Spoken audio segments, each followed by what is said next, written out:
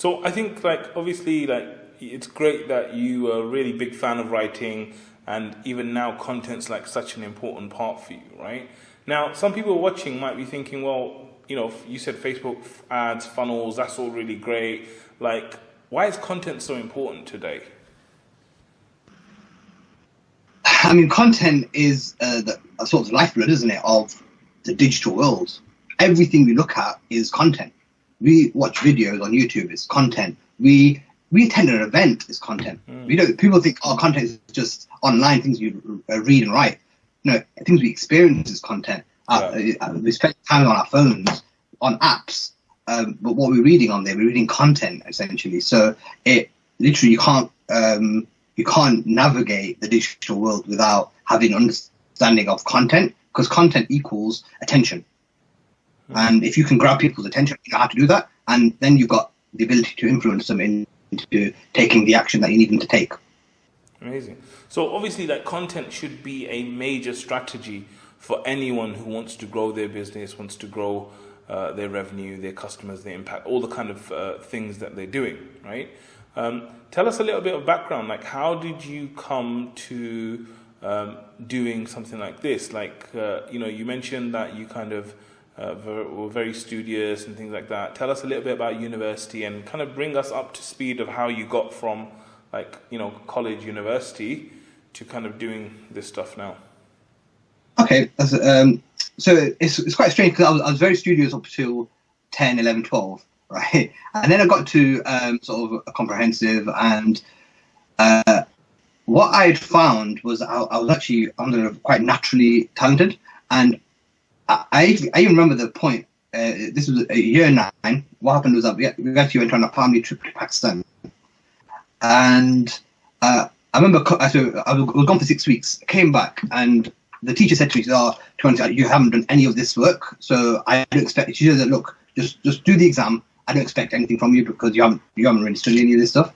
I did it, and I got the highest in the class. I got like 92%, 93%, and so from that, I remember that point quite vividly because for 2 reasons. One is that it was that point complacency I really feel set in, and secondly is because from that point on I felt I don't really need to work that hard.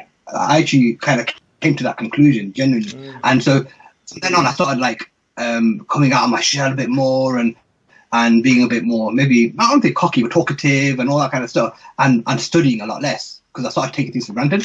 And so as a result, I kind of I still got good grades, but I didn't get what I was kind of expected. That kind of I would say this pattern I was in probably until after university. I kind of cruised through university, bare minimum. What did you study at university? So I studied law. I studied law. Again, because I always had this kind of writing skill and sort of ambition and stuff. And to be honest, at that time, I wanted to do journalism, right? But 9/11 just happened. And I remember I did media at college as well. And one of my projects was studying the aftermath of 9/11 and what does that mean for Muslims and all that kind of stuff. I remember when I was writing that project, it was crazy because I started it in August, and then so I was able to see the before, and then the September 9/11 happened, and then I saw the after. I was like, whoa, okay, and so I was thinking, oh my god, like, am I gonna have to write?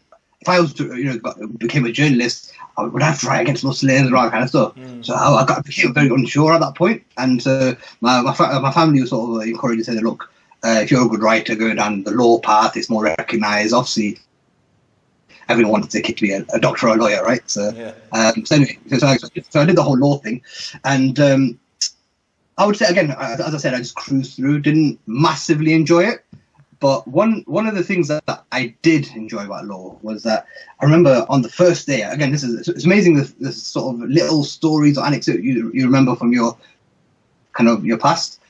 On the first day of the law degree, the guy sort of started in front of us, and he said to us, he goes, "Oh, up until this point," he goes, "this degree is going to change your life." And I was like, "Okay, right." You roll your eyes, everyone probably says that, but he says that because he goes that up until this point, you have seen the world in black and white, right? And he goes that because in law you will have to analyze from every single angle. You will have to make your case. You'll have to do this. You'll have to do that. You'll have to examine and study and look at all the grey areas and once you made your case, you might still be wrong.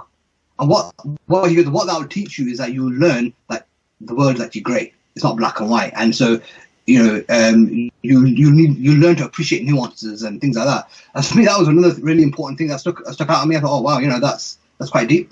And so that was probably the best part of the whole degree, to be honest. Okay, amazing. So you could have just quit on day one and you got the main lesson out of it. Okay, amazing. So what happened after that? So once I graduated, one thing, the second thing I learned from law was I don't want to be a lawyer. That's the second thing Is that because your moral compass then? Is that why? The part of that was, what I've been taught, that's not justice. It doesn't come across as justice. So there was a little bit of that, but a lot of it was just because it didn't do what I thought it would do. It didn't really sit right with me. But one thing I was really sort of interested in at that stage already was business.